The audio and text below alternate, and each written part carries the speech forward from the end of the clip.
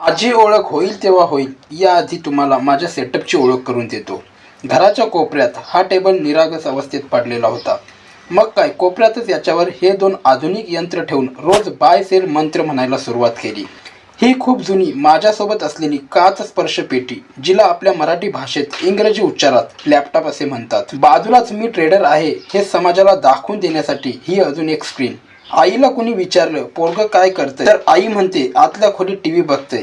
ही या स्क्रीनमुळे एका ट्रेडरला मिळालेली नवी ओळख. इतकंच या स्क्रीनचा फायदा. बाकी लाईव्ह मार्केटमध्ये तर या स्क्रीनवर चार्टपेक्षा गेमवर जास्त लक्ष दिलं जातं. बाकी हा माईक आहे. असं म्हणतात सर्वसामान्य जनतेचा आवाज वरपर्यंत पोहोचत नाही, म्हणून हा केलेला वायफळ खर्च.